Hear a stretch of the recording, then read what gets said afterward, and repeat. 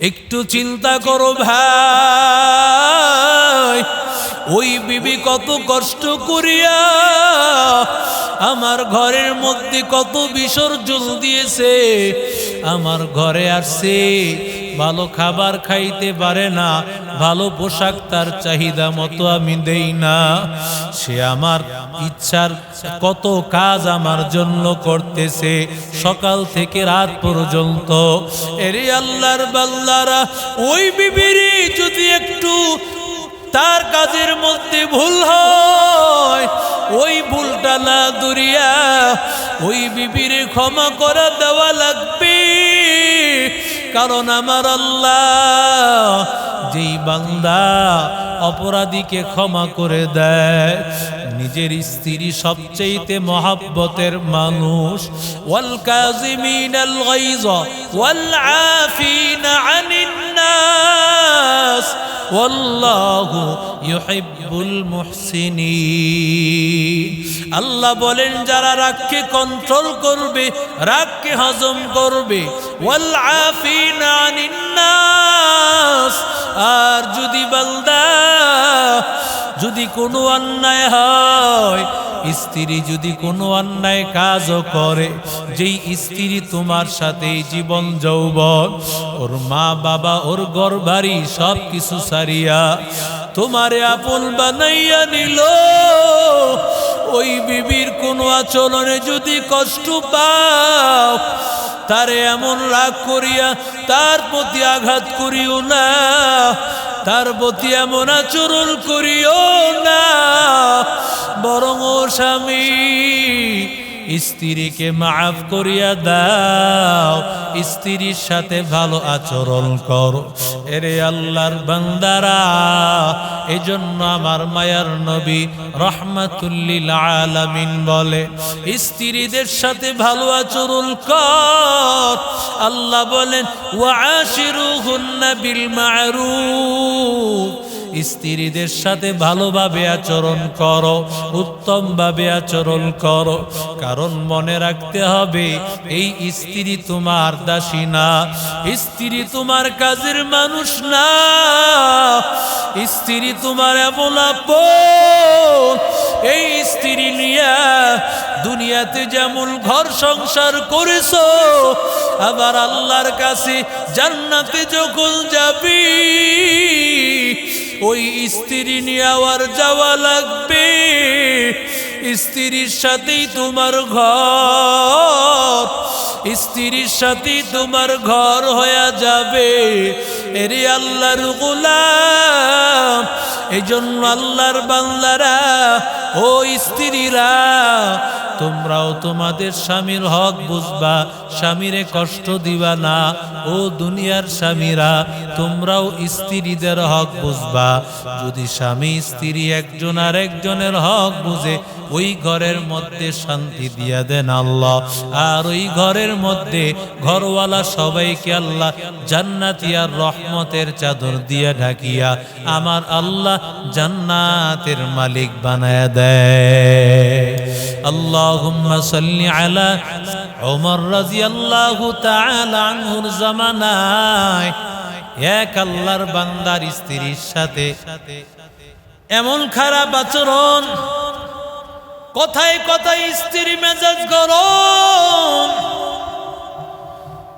স্বামী বেচারা বাহির থেকে আলু নিয়ে আসছে, ওইটা কি নিয়ে আইছি? আনতে কইছি লাউ, আনছো আলু।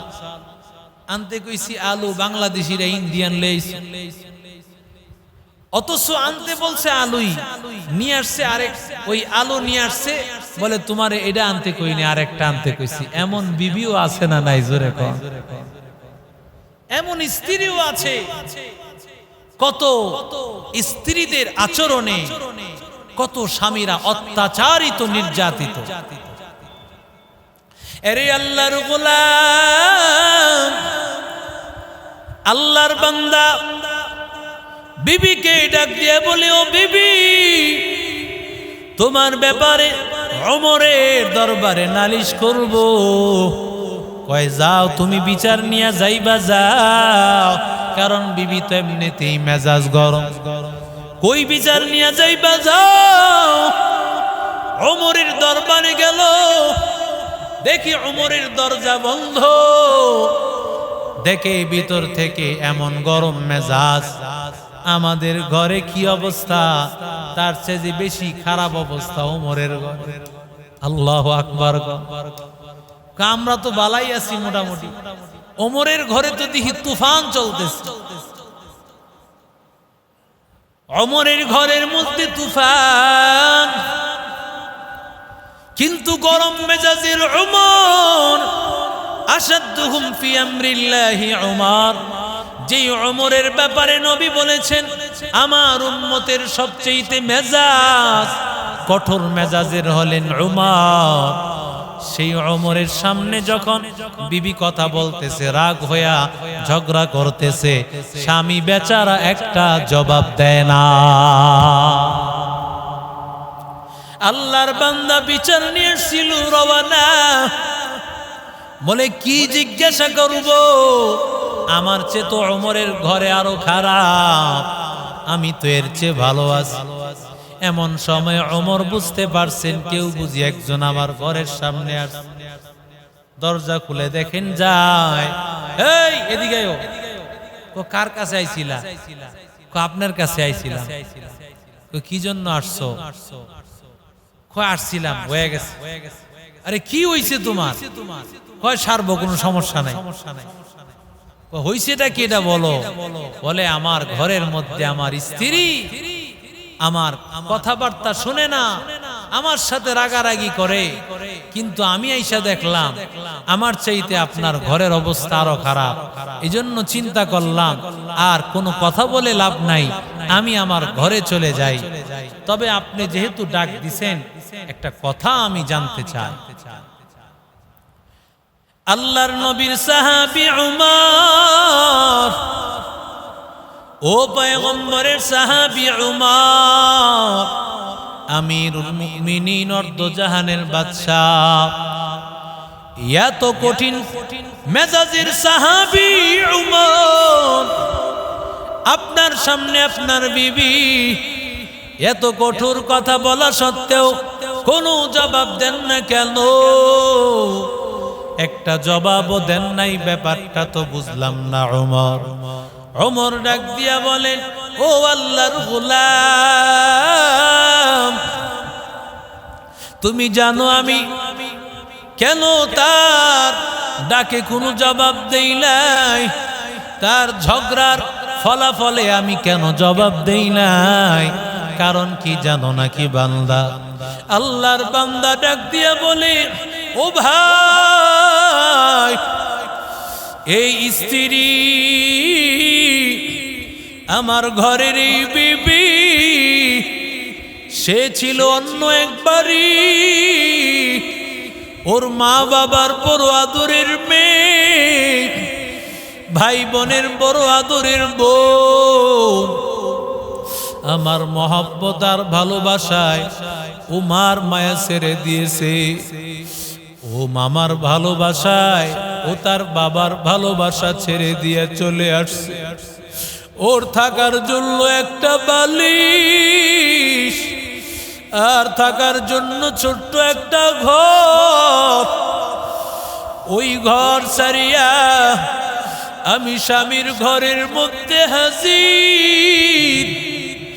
ওই ঘরের মধ্যে কত ধরনের আয়োজন, সেখানে কত ভালো অবস্থায় ছিল। এরে আল্লাহর বান্দা, এরে নবীর আশিক উম্মতের দল, এরে আল্লাহর গোলাম, সব কিছু ছাড়িয়ে আসে আমার ঘরে হাজির। আমার এই ঘরের মধ্যে আসার পর আমি স্বামী, অর্ধজাহানের খলিফা, কিন্তু আমি তো তাকে এত ভালো খাবার দেই না, কারণ আমি তো আল্লাহর মহাব্বতে আমার এই বিবিরে আমি কত খাবারের কষ্ট দিয়েছি। কত কিছু চাইলে খাইতে পারে না, কত ভালো পোশাক সেখানে পরছে, এখানে আসিয়া পড়তে পারে না। আমার প্রাণের বিবি, যেই মেয়েটা তার বাবার বাড়িতে রান্না করতে পারতো না, ওই বিবি আমার ঘরে আসার পর আমার ঘরে রান্না করতেছে, আমার ঘরে এসে রান্না করে। ভাই এরে আল্লাহর বান্দারা, যারা মনে করো এই রান্নাটা আবার কি জিনিস, 3 দিন তুমি রান্না করে দেখো, 3 দিনে 9 বেলা খাবারের মধ্যে সকালে যেই খাবারটা হবে, দুপুরে আজকে একরকম খাবার, আজকে দুপুরের মধ্যে পটল দিয়া মুরগির গোশত, আবার অন্য দিন কিন্তু সেই পটল দিয়া মুরগির গোশতটা চলবে না, হয়তো বা আলু দিয়া মুরগির গোশত, তৃতীয় দিন খাবার আবার চেঞ্জ করতে হবে। আর আমি যদি রান্না করতে যাই, হয়তো বা দেখবো আমি একদিন আগে যেই খাবার রান্না করেছি, আজকেও সেই খাবারটা আমি রান্না করব। আজকে আমার খাবার রান্না করে, ওই খাবার এত গরমের মধ্যে ওই খাবার রান্না করে। ভাই ওই স্ত্রী আমার মহব্বত আর ভালোবাসায়, এরে আল্লাহর গোলাম আমার কাপড়গুলো ধৌত করে দেয়, বাচ্চার কাপড়গুলো ধৌত করে দেয়। এই কাপড় ধৌত করা তার জন্য জরুরি ছিল না, আপনার আবশ্যক ছিল একটা মানুষ রাখা, কিন্তু বিবি আপনার ভালোবাসায় ওই কাপড় চোপড়গুলো ধৌত করে দেয়। ওই কাপড় চোপড় ধৌত করে দেয়া ঘরের মানুষেরা কার কি মেজাজ, বিভিন্ন মানুষের মেজাজ বুঝিয়া, আপনার বাবা একরকম মেজাজ, আপনার মায়ের একরকম মেজাজ, বোনের একরকম মেজাজ, আপনার ভাইয়ের স্ত্রীর একরকম মেজাজ, সব মেজাজ বুঝিয়া তার চলতে হয়। এরে আল্লাহর গোলাম একটু চিন্তা করো ভাই, ওই বিবি কত কষ্ট করিয়া আমার ঘরের মধ্যে কত বিসর্জন দিয়েছে, আমার ঘরে আসছে, ভালো খাবার খাইতে পারে না, ভালো পোশাক তার চাহিদা মতো আমি দেই না, সে আমার ইচ্ছার কত কাজ আমার জন্য করতেছে সকাল থেকে রাত পর্যন্ত। এরে আল্লাহর বান্দারা, ওই বিবির যদি একটু তার কাজের মধ্যে ভুল হয়, ওই ভুলটা না দুরিয়া ওই বিবির ক্ষমা করে দেওয়া লাগবে। কারণ আমার আল্লাহ যেই বান্দা অপরাধীকে ক্ষমা করে দেয়, নিজের স্ত্রী সবচেয়ে মহব্বতের মানুষ। ওয়াল কাযিমিনাল গায়য ওয়াল আফিনা আনিন নাস ওয়াল্লাহু ইউহিব্বুল মুহসিনিন। আল্লাহ বলেন যারা রাগকে কন্ট্রোল করবে, রাগকে হজম করবে, ওয়াল আফিনা আনিন নাস, আর যদি বান্দা যদি কোনো অন্যায় হয়, স্ত্রী যদি কোনো অন্যায় কাজও করে, যেই স্ত্রী তোমার সাথে জীবন যৌবন, ওর মা বাবা ওর ঘরবাড়ি সব কিছু সারিয়া তোমারে আপন বানাইয়া নিল, ওই বিবির কোনো আচরণে যদি কষ্ট পাও, তারে এমন রাগ করিয়া তার প্রতি আঘাত করিও না, তার প্রতি এমন আচরণ করিও না, বরং ও স্বামী স্ত্রীকে মাফ করিয়া দাও, স্ত্রীর সাথে ভালো আচরণ করো। এরে আল্লাহর বান্দারা, এজন্য আমার মায়ার নবী রাহমাতুল লিল আলামিন বলে, স্ত্রীদের সাথে ভালো আচরণ কর। আল্লাহ বলেন ওয়াআশিরুহুন্না বিল মা'রুফ, স্ত্রীদের সাথে ভালোভাবে আচরণ করো, উত্তমভাবে আচরণ করো। কারণ মনে রাখতে হবে, এই স্ত্রী তোমার দাসী না, স্ত্রী তোমার কাজের মানুষ না, স্ত্রী তোমার এমন আপন।